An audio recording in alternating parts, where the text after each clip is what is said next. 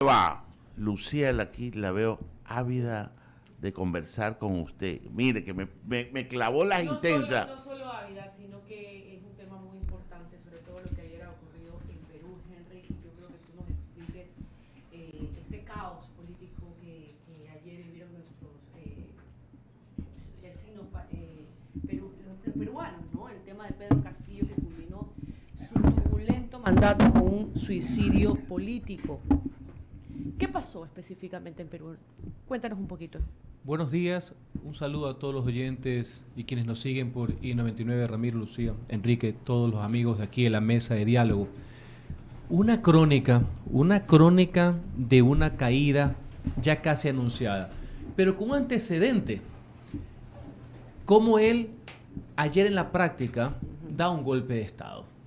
Da un golpe de Estado porque si bien la Constitución del Perú prevé la figura, la disolución del Parlamento, del Congreso, por parte del presidente, artículo 134 de la Constitución peruana, no se configuraban las causales para que él tome esa decisión.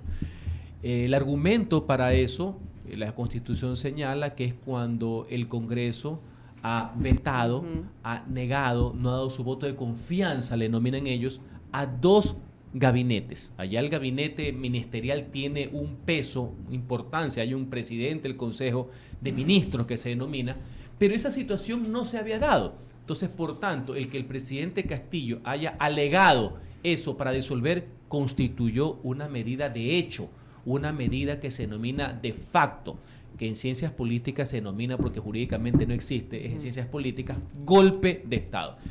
Eso lo que generó es que se acelere un proceso, si tú sigues lo que nos indica la prensa. Ya lo estaban investigando para hacer el proceso de destitución, lo que nosotros denominaremos una especie de juicio político, un impeachment por una acusación de corrupción, entre otras cosas.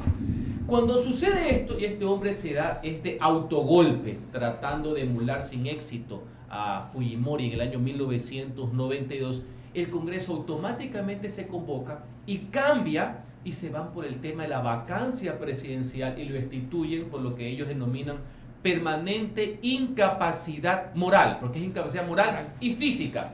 Ellos alegan, ya había resolución, ya es un proceso muy abreviado, si es que cabe la palabra, un proceso de cesación, de vacancia, dado el hecho que el presidente ha dado este golpe, ellos denominan incapacidad moral para cesarlo, para destituirlo in su facto y automáticamente pasar a posesionar a la vicepresidenta, ahora presidenta del Perú. Esos son los antecedentes legales políticos. Ayer escuchaba que alguna gente trataba de encontrar cierta similitud en los procesos constitucionales con el caso ecuatoriano, y más allá que parece sonar parecido, no es exactamente igual. Si bien el Congreso tiene esta facultad de cesar vía vacancia de la presidencia, ellos se quedan como Congreso, a diferencia del caso ecuatoriano con la nueva Constitución, de que si cesan al presidente, anticipan elecciones y el Congreso también se va. Asimismo, del otro costado, si bien el presidente tiene esta figura en Perú medio parlamentaria, muy ajena a la tradición republicana, esta Constitución del año 1993, producto después del golpe de Fujimori, si bien puede disolver al Congreso, él se queda, a diferencia del caso ecuatoriano, no utilizado hasta ahora en los 14 años de vigencia de Montecristi, La muerte cruzada. de que cuando el presidente cesa a la asamblea, hay elecciones generales y él también pierde el cargo.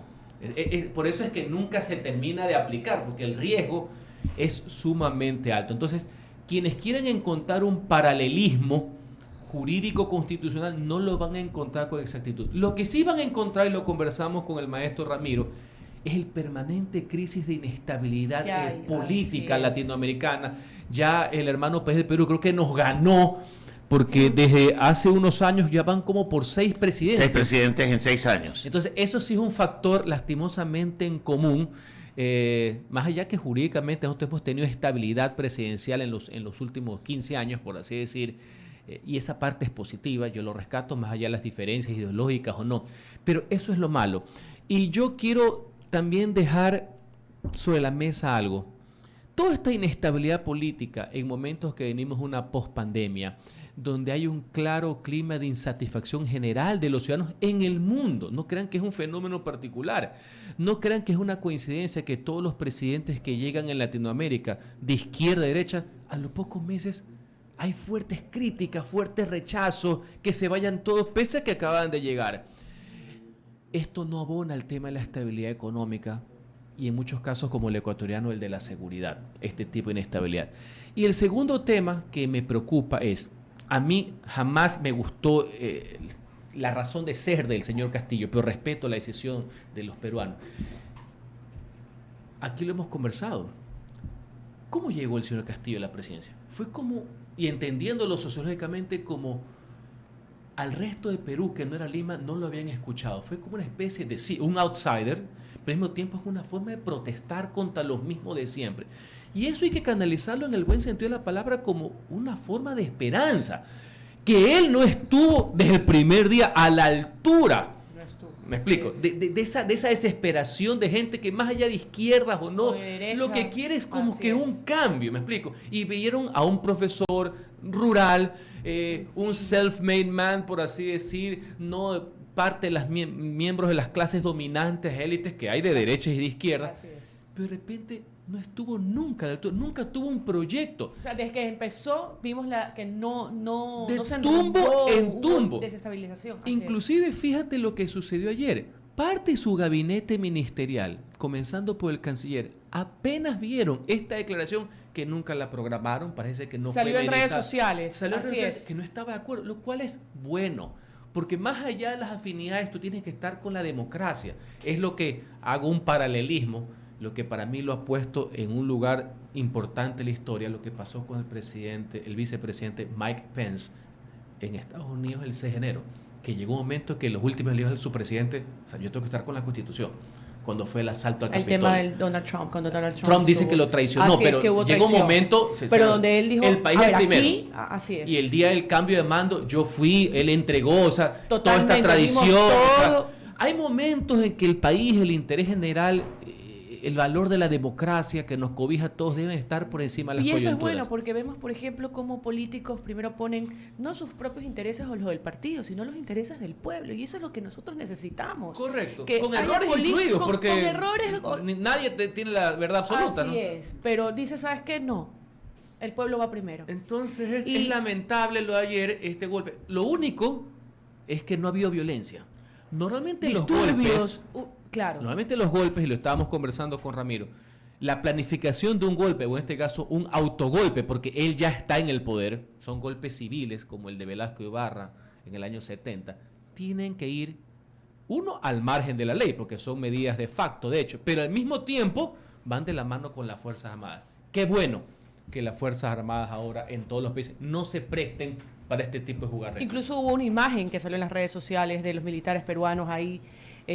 Pero bueno, sí, como tú decías, Henry, siempre que hay este tipo de crisis política o de golpe de Estado, va de la mano con violencia. Justamente yo ayer tenía una compañera que había, no compañera, era una amiga de un amigo, por así decirlo, que venía de Perú, de Lima, y me decía, o sea, está mi familia escribiéndome, llamándome porque están preocupados. La incertidumbre. Claro, la incertidumbre, decía, porque por lo general cuando hay este tipo de cosas, hay delincuencia, la gente se mete a robar a tus casas, bueno, hay saqueos, lo que nosotros también hemos vivido, ¿no? Hemos vivido lamentablemente este año. Ahora, mientras se desconocía pues el futuro del Castillo, Boluarte fue el Congreso para jugar pues como la primera presidenta de Perú, esto en 200 años de historia republicana.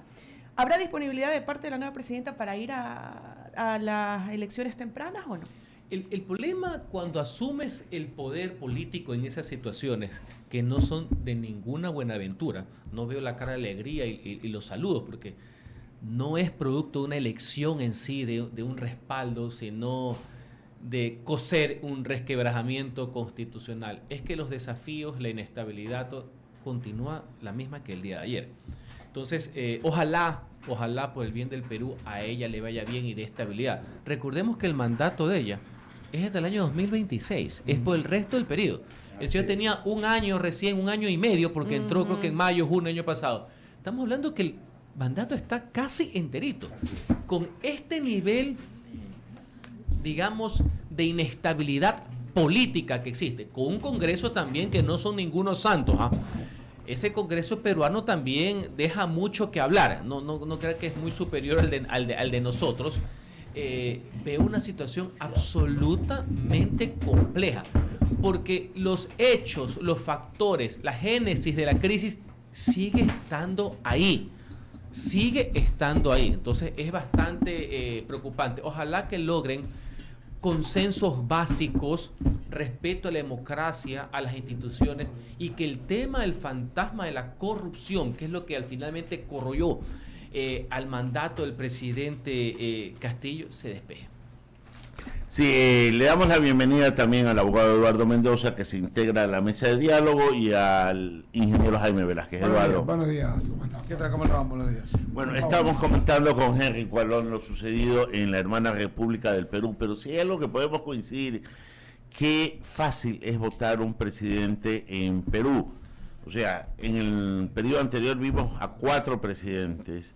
En esto ya van el defenestrado de la que está 6 presidentes en 6 años. Esto da lecciones. Y la primera lección que quiero sacar es no política, sino económica. Estabilidad total. El sol no se mueve. Cuando hablo del sol es la moneda peruana, no se mueve. Los índices financieros no les pasa nada. El riesgo país no va de tumbo en tumbo. Dicen los colombianos, cierto. ¿Y por qué? La pregunta es, ¿cuál es tu lectura y por qué? ¿Será que lo político, ya a la parte a los que hacen economía, a los industriales, le vale, como decía el presidente Bucaram, 3 atados de cangrejo? Esto ha sido motivo de análisis internacional, porque el modelo económico instaurado a partir del segundo mandato del presidente Fujimori, que es de libre mercado, al final de cuentas, y de apertura a la inversión extranjera, se mantiene, por lo que has comentado en este momento. Inclusive cuando vino el fragor de la inestabilidad con la caída de Kuczynski, entre comillas, seguía estando igual. Tú vas a Lima y te cansas de ver los Starbucks en todas las esquinas de Lima, ¿no? Correcto. La cantidad de locales extranjeros, restaurantes, inversión, porque esta inestabilidad política no ha sido a costa del sacrificio de la economía. Han llegado todas las fuerzas políticas a un acuerdo. ¿Tú te acuerdas? No solamente cuando vino el presidente Toledo, cuando vino el presidente Humala, que todo el mundo decía que iba a ser como Chávez, lo primero que hizo fue llegar a un acuerdo con las fuerzas políticas en cuanto al manejo económico. En lo único que se han puesto de acuerdo es en el tema económico. Cuando llegó este señor Castillo, que mucha gente decía que era cuasi comunista, no alteró tampoco el modelo económico. Sus problemas fueron desde el primer día en orden político, por una clara incapacidad. Falta de liderazgo, no sabía qué hacer, no tenía equipo, se encontró con la presidencia, si es que cabe la palabra, nunca pensó que iba a ganar. Inclusive sus rivales, que es el populismo de extrema derecha, que es el fujimorismo, también respaldan también el modelo. Entonces, en eso ellos no tienen discusión. Desde el punto de vista económico son lo que los europeos llaman aburridos, que es el sueño de los políticos mundiales, que la política sea aburrida, para que no haya sobresaltos. No sé si me explico, la gente pueda invertir, pueda comprar, ese tipo de cuestiones. Entonces sí, es lo que has acotado es sumamente interesante, y al final de cuentas lo que a ellos les llama la atención y no les dejaría dormir es el tema económico. Ayer me comentaba un compañero, un amigo, y me decía, mire, estamos tramitando un crédito con un banco peruano. Y si no hay ningún problema, sigamos con el crédito. Y resulta que en Perú ya están dando créditos a la región. O sea, mira qué cantidad de dinero está circulando allá en Perú. Es la inversión extranjera. Y también sabes cuál es también el problema, que con lo cual yo no estoy de acuerdo. Por eso aquí hemos sido unos críticos feroces de este sistema de las cesaciones. A mí no me gusta, porque cesar un primer ministro en Europa, cesar un presidente de gobierno en regímenes parlamentarios, depende de la mayoría del Congreso. Es muy normal. Es más, por eso es el régimen italiano. Italiano. En España, Rajoy llegó 3 veces a elecciones. Inglaterra, igual. Ahora poco en Canadá, el presidente Trudeau, el primer ministro Trudeau, volvió a convocar elecciones para ver si conseguía más diputados. Terminó igual. Es muy común. En las repúblicas presidencialistas no.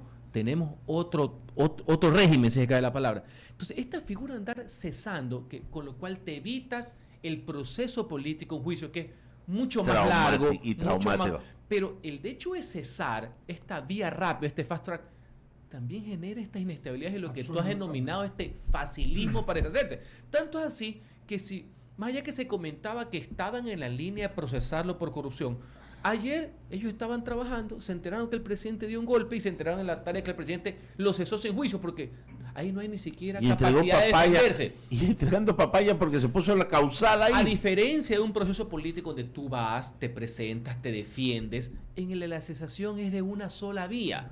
Lo que tanto se criticó acá en el tema de Bucaram, en el tema de Maguad y en el tema del señor Gutiérrez. Y es que con la inclusión de la muerte cruzada, figura parlamentaria, se quiso evitar. Y el hecho es que no se ha utilizado. Y ahora en este periodo del presidente Lasso, fíjate que se han activado 3 veces por parte de la Asamblea. Una que llegó inclusive a votación y otras que, digamos, fracasaron en el intento, pero se ha querido activar. Por eso yo lo veo muy peligroso cuando quieren ver estos paralelismos de estas facilidades. Yo trato de asumir y reflexiono que justamente no genere estos altibajos porque ayer el pueblo peruano no sabía de lo que iba a pasar, fue todo tan rápido. El problema y la solución fue todo en el mismo día.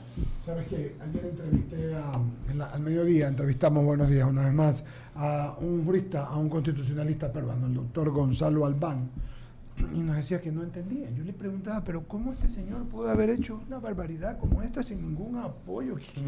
¿Qué pero la próxima semana era el tema con la comunidad, con todo lo de la costa del Pacífico. Todo el Pacífico. Que ahora ha suspendido la reunión.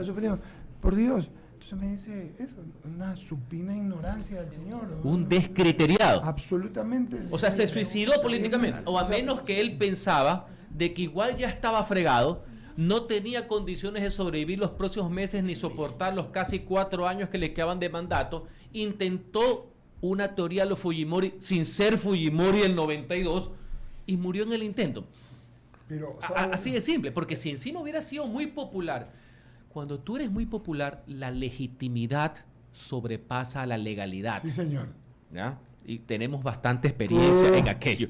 Pero aquí no era ni legal, ni legítimo, ni él sabía qué quería hacer, su gabinete no sabía, las Fuerzas Armadas tampoco. Entonces... Tengo una anécdota terrible de él, ¿no?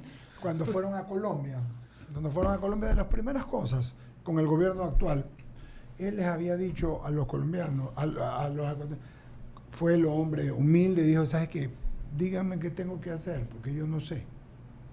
Penosamente, ¿dónde estaba la Cancillería? Porque la Cancillería peruana siempre ha sido una Cancillería... Torretable.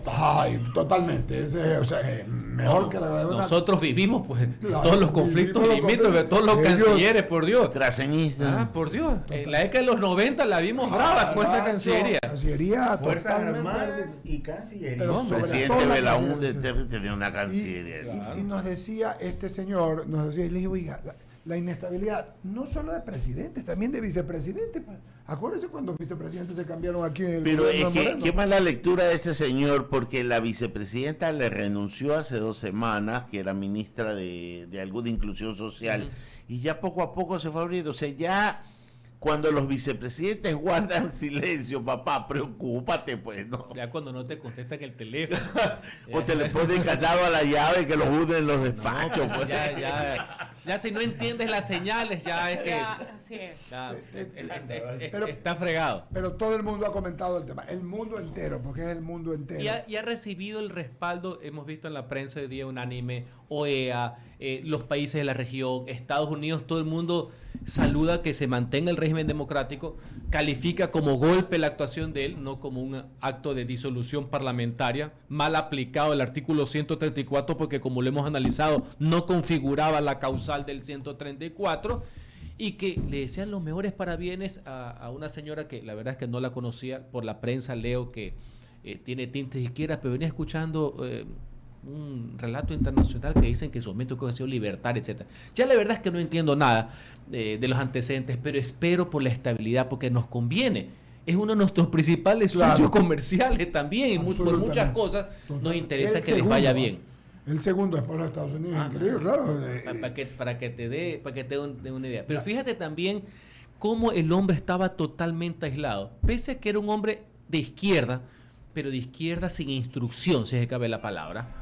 No era parte Él ni sabía lo que era izquierda, Henry. Por eso le digo, por las etiquetas, ¿no? Digamos que era un hombre un populista, no un popular. Que se encontró con la presidencia. Y es por la dispersión. Henry. Por la eso dispersión, hay que y tenerle antes que tú mucho llegaras, miedo. antes que tú Escuchamos. llegaras, decíamos algo. También hubo una lectura, fue un voto de protesta también, Claro. de que la gente quería algo nuevo. Nuevo. O sea, que él no haya estado a la altura de las circunstancias, Era ese es diferente, así ese es otro es. problema. Por Lo eso que- se ponía Ajá. sombrero para estar a la altura. Lo que te digo es que él, por ejemplo, no obedecía a este concierto internacional del Foro de Sao Paulo, no Nada, lo veían nada. como par de ellos. Sí, sí. Por eso es que no tienen esta solidaridad, ¿no?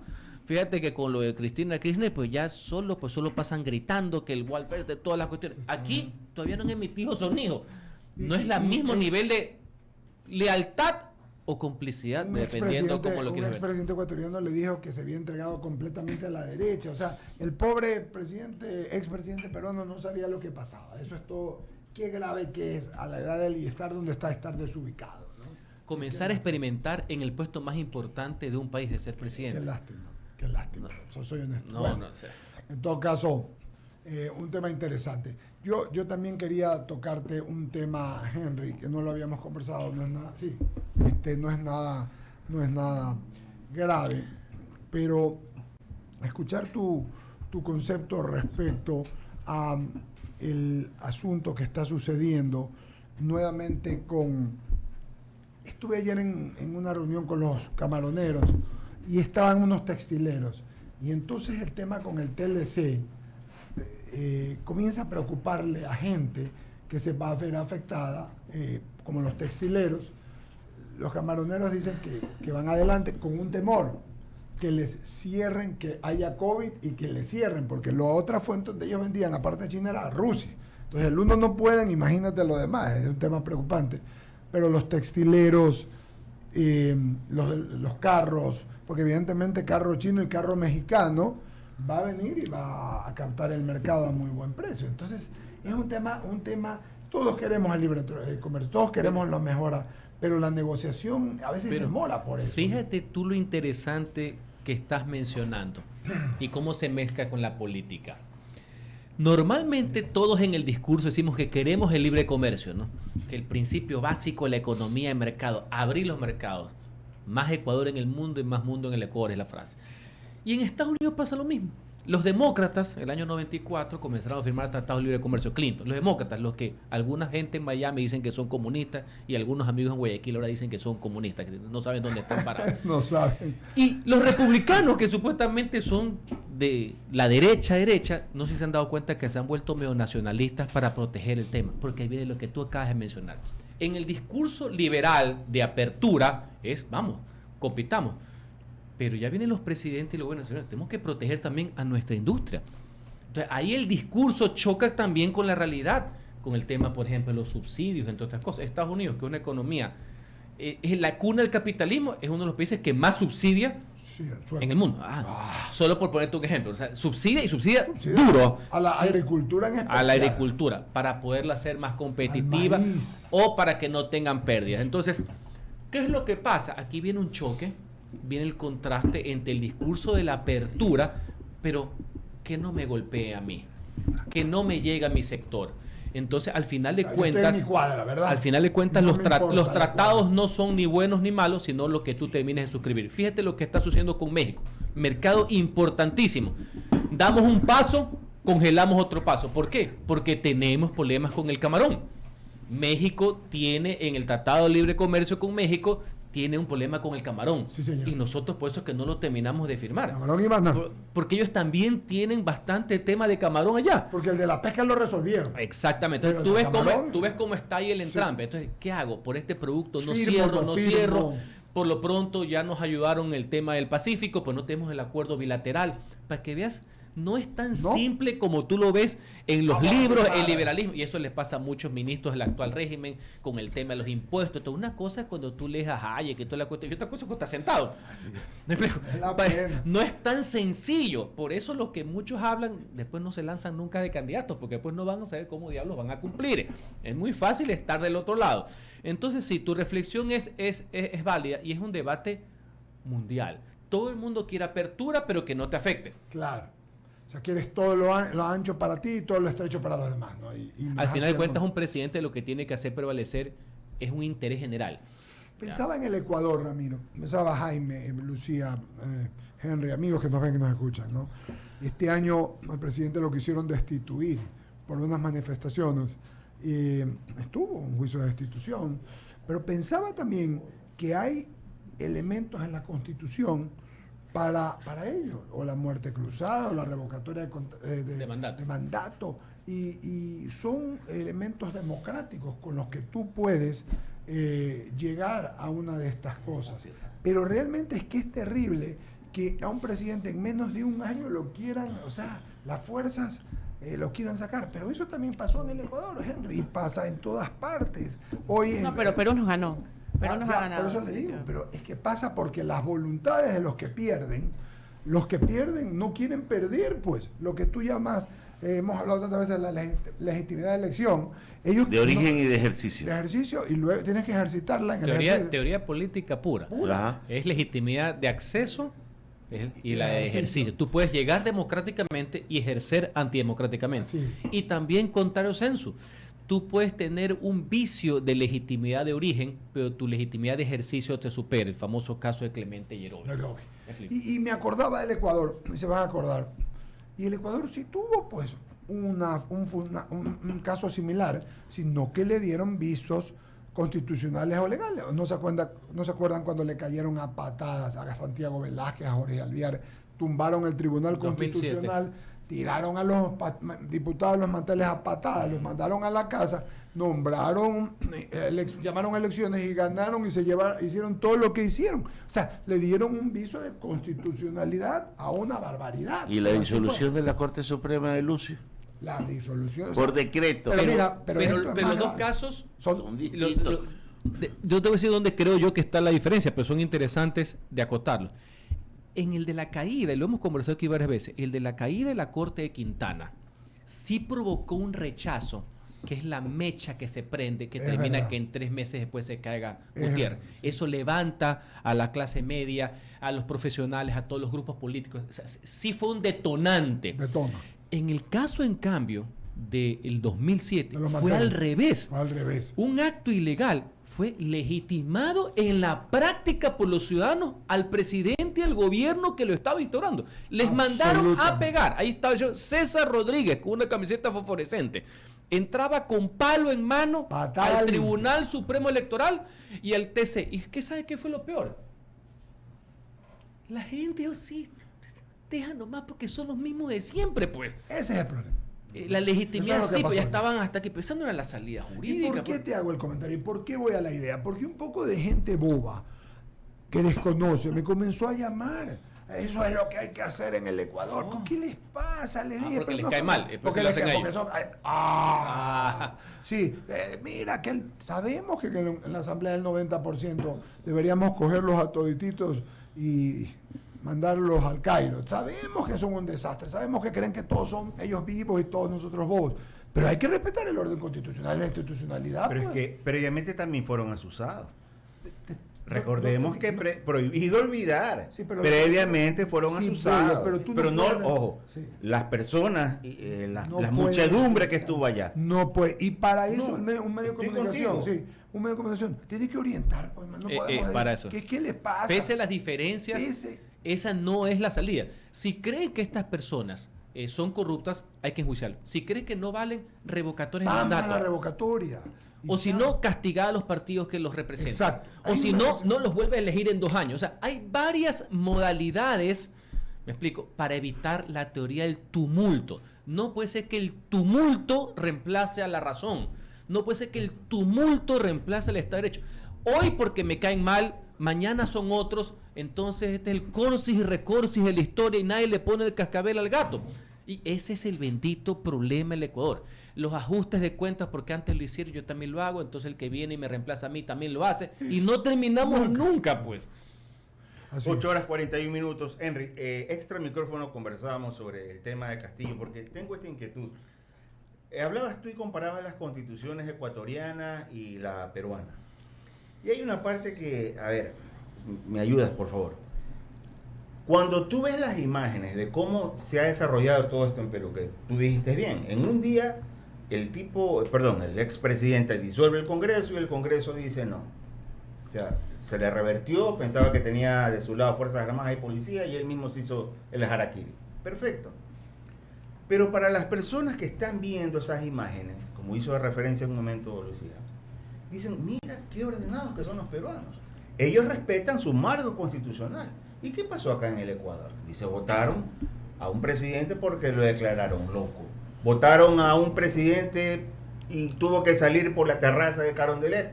Y el otro no sabemos, dicen que salió por la parte posterior.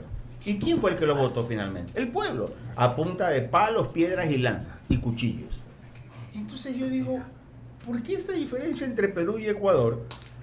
Cuando en Perú se enmarcan en lo legal y aquí en el Ecuador es la ley del más fuerte, la ley de la violencia. Y así hemos sacado presidentes, pero en cambio en Perú lo han hecho de forma ordenada y respetando el marco constitucional.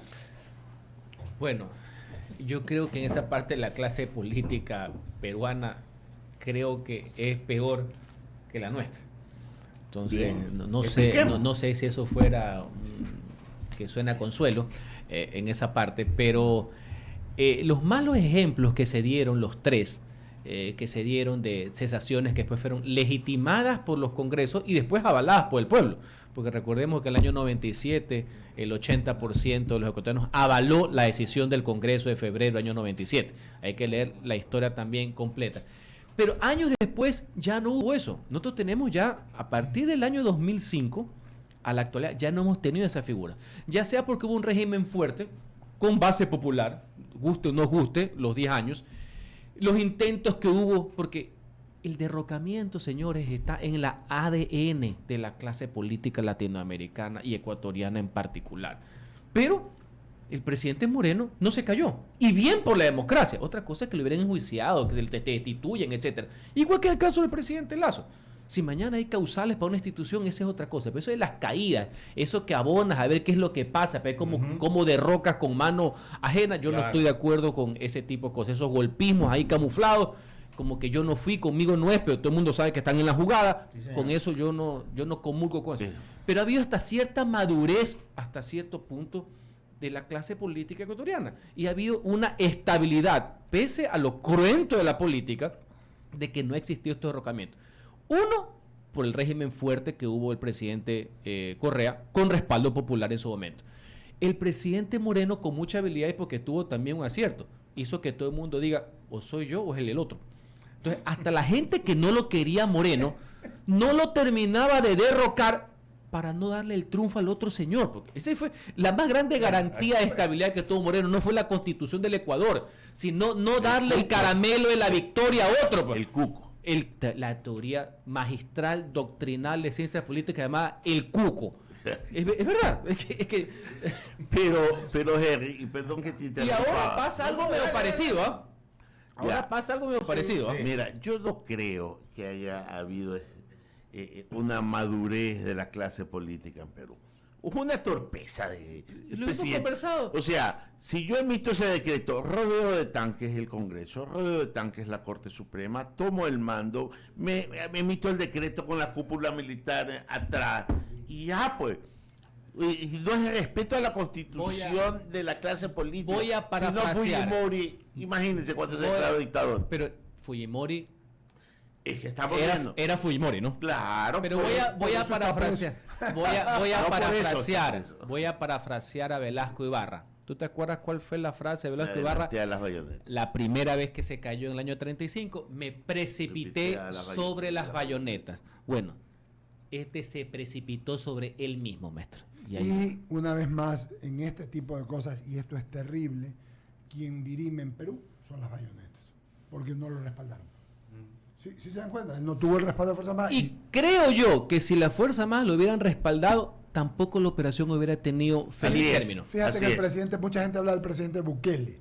Bukele hizo parecido al señor que sabemos que hizo aquí las cosas. Ganó dudosas o no, ganó elecciones, tuvo diputados, habló con las cortes. O sea, pero ¿con qué juega él a favor, en honor a la verdad políticamente, a favor de él? Juega con dos valores que están a la par de la Constitución. con legitimidad y Con con la- efectividad. Y yo Entonces, creo como en es la legítimo legitimidad. Yo y creo es en la efectivo, legitimidad. Sí, pues. el debate de por qué cambiaron a la Corte Suprema, que por qué Le cambiaron al importa fiscal, muy poco a la gente. La gente quiere resultados y se siente legitimada. que a la larga la Es verdad. historia señala que con el tiempo eso no termina siendo legítimo efectivo, pero eso es a la larga. En el momento es un presidente popular. Por eso él puede darse el lujo de hacer ciertas cuestiones, porque es popular.